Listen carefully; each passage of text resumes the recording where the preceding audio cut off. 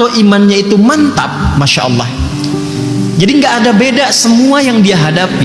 Ketika itu mendatangkan suka, dia bersyukur. Ketika dia merasakan duka pun, dia bersabar. Jadi semua dilihatnya itu serupa, sebagai anugerah yang Allah turunkan tentang bagaimana cara menyikapinya. Itu sesuatu yang sangat indah. Al-imanu yazidu wa yantaqisu. Iman itu akan terasa kadang di level yang tinggi naik. Kalau sudah naik, jangankan sholat fardu, yang sholat sunnah bisa dikejar-kejar tuh, ya kan? Baik, tapi kadang-kadang yang takis turun. Kalau sudah turun, jangankan sholat sunnah, yang fardu bisa terlambat, ya kan? Sampai nunggu iqamat kan? Baik. Nah, kapan kita bisa naikkan dan dijaga supaya tidak turun? Kata Nabi, yazidu bit-ta'at. Dia bisa naik kalau pemilik iman itu konsisten memperbanyak ketaatan. Wujud ketaatan itu wujudnya adalah ibadah. Karena itu kalimat iman pertama dalam Al-Quran disusulkan dengan ibadah. Al-Baqarah ayat 3 yang telah kita lampaui dulu. Alladzina yu'minuna bil ghaib. Kan? Itu kalimat iman pertama kan? Orang takwa yang sejati itu yang akan mendapatkan petunjuk yang benar dari Al-Quran, ciri pertamanya adalah dia memiliki konsistensi keimanan terhadap Allah sekalipun belum nampak dalam pandangannya. Lalu bagaimana dia menjaga konsistensi iman itu?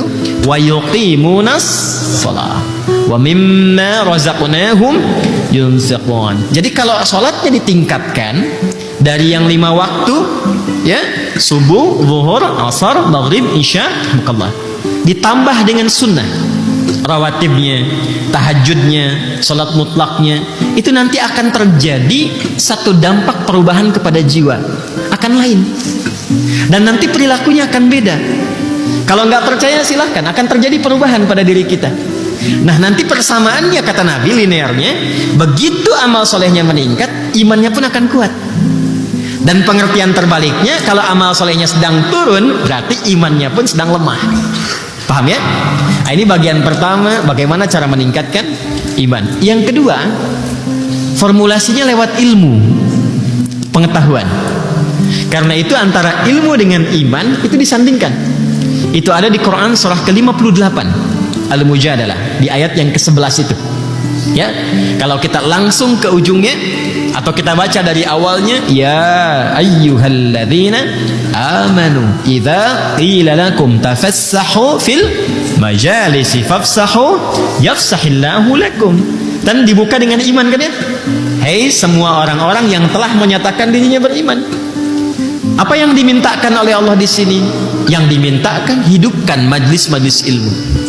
Kalau dalam bahasa kekinian share. Dulu tafsir ulama ya, yang fafsahu yafsahillahu lakum itu diartikan dengan luaskan, bagi space untuk yang lain. Sekarang pengertiannya di era kekinian itu bisa diperluas dengan share. Jadi kalau ada manfaat-manfaat di majlis ilmu, materi-materi yang bagus, yang bisa menguatkan jiwa, memotivasi, memberikan arah yang benar, itu share seluas-luasnya. Ya, sehingga dengan di share itu setiap orang bisa mendapatkan kesempatan yang serupa untuk meningkatkan keimanannya. Kalau bahasa Nabi, boleh jadi kan, boleh jadi itu ya, yang mendapatkan sharean itu mendapatkan manfaat yang lebih banyak bahkan dibandingkan dengan yang nge-share. Maksudnya apa? Mungkin lebih berdampak kepada yang mendapatkan itu. Anda mendapat video potongan misalnya, ya, terasa biasa-biasa, kayaknya bagus tuh. Lalu Anda share. Bagi sebagian orang itu yang dia cari selama ini. Ketika dia mendapatkan itu, terasa bagi dia sebuah perubahan. Ketika dia berubah, Anda yang men-share itu mendapatkan transferan pahala dari setiap hasil perubahannya. Indah kan ya? Karena itu di ujung ayatnya ditutup, yarfa'illahu alladhina amanu minkum walladhina utul ilma darajat. Jadi kalau belajar yang benar, ilmu yang benar itu secara otomatis ilmu yang telah dipelajari mampu meningkatkan iman. Ingat itu ya. Jadi itu ilmu yang diridhoi oleh Allah. Karena itu saya itu suka minta maaf sebesar-besarnya kalau misal dalam satu kesempatan mengajar tidak memberikan penambahan kualitas atau kuantitas keimanan, tolong saya dikoreksi ya, didoakan, karena mungkin ada yang tidak tepat dalam cara mengajarkan itu. Ya, karena guru yang benar ketika mengajarkan sesuatu diantaranya adalah mampu mendapatkan ya atau menjadikan setiap yang belajar itu lebih dekat dengan Allah Subhanahu wa taala. Ya, karena itu bagian terpenting adalah belajar dimanapun pastikan ilmunya bertambah, imannya menguat.